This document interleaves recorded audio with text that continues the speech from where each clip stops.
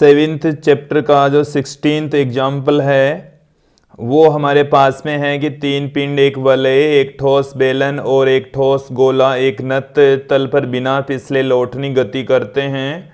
वे विराम अवस्था से गति शुरू करते हैं। सभी पिंडों की त्रिज्याएं बराबर है। कौन सा पिंड नत तल पर तल के आधार पर सबसे अधिक वेग से पहुंचता है? पहले एक बार इस क्वेश्चन की सिचुएशन को समझ लेंगे आप लोग। इस तरीके से एक नत समतल है, इस तरीके से ये एक नत समतल है। इसकी यहाँ से जो ऊंचाई है वो थीटा है, सॉरी एच है। ये वाला एंगल है वो थीटा है।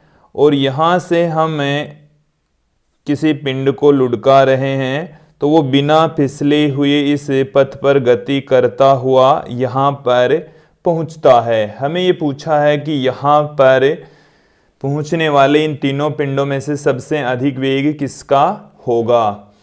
यहाँ पर जो भी ऊर्जा होती है, स्थितिज ऊर्जा होती है, वो सारी की सारी इसकी गतिज ऊर्जा में कन्वर्ट हो जाती है। तो ये जब लुढ़कता है तो इसमें लौटनी गति होती है और लौटनी गति के अंदर घूर्णन गतिज ऊर्जा तथा स्थानांतरी गतिज ऊर्जा, दोनों गतिज ऊर्जाएं मौजूद होती है। तो जो पिंड है उसकी स्थितिज ऊर्जा mgh होती है। फिर वो सारी की सारी ऊर्जा है वो गतिज ऊर्जा तथा घूर्णन गतिज ऊर्जा के अंदर कन्वर्ट हो जाती है। और घूर्णन गतिज ऊर्जा को हम half M V square into K square by R square की फॉर्म में पुट कर सकते हैं, क्योंकि आई इंटू ओमेगा स्क्वायर होती है। आई को हम एम इंटू के स्क्वायर के रूप में पुट कर सकते हैं और ओमेगा को हम V square by R square की फॉर्म में पुट कर देंगे तो ये आ जाएगा हमारे पास में। यहाँ से यदि हम half M V square common ले लेंगे तो 1 प्लस के स्क्वायर बाई आर स्क्वायर शेष रह जाएगा। एम से एम कैंसिल हो गया। वी स्क्वायर की यदि हम यहाँ से वैल्यू देखें तो 2 भी ऊपर चला जाएगा, 2gh अपॉन 1 प्लस के स्क्वायर बाई आर स्क्वायर प्राप्त होता है। और v बराबर हमें मिलेगा अंडर में 2gh अपॉन 1 प्लस के स्क्वायर बाई आर स्क्वायर। अब यहाँ पर ये हमारे पास में वेग का फॉर्मूला है, सूत्र है। हमें फाइंड आउट करना है। सबसे पहले एक वलय लेंगे। हमें वलय के लिए के स्क्वायर बाई आर स्क्वायर की वैल्यू होती है 1। तो 1 वैल्यू होगी तो वलय का जो वेग है वो कितना होगा। वलय के लिए जो वेग है वो हमारे पास में आएगा इस फॉर्मूले के according, v is equal to under में ही है सब कुछ वैल्यू। तो यहाँ से ये अंडर में हमारे पास में प्राप्त हो रहा है 2gh बट्टे में 1 प्लस 1 वलय की जो वेलोसिटी है वो आ गई है 2gh अपॉन 2, मतलब अंडर में gh प्राप्त हो गया है।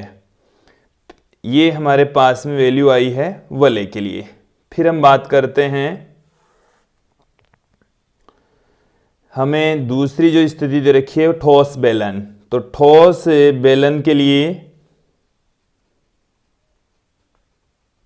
ठोस बेलन के लिए के स्क्वायर बाई आर स्क्वायर की जो वैल्यू होती है वो हाफ होती है 1/2। तो v बेलन के लिए, ठोस बेलन के लिए कितना आ जाएगा, अंडर में 2gh बट्टे में 1 प्लस हाफ आ जाएगा।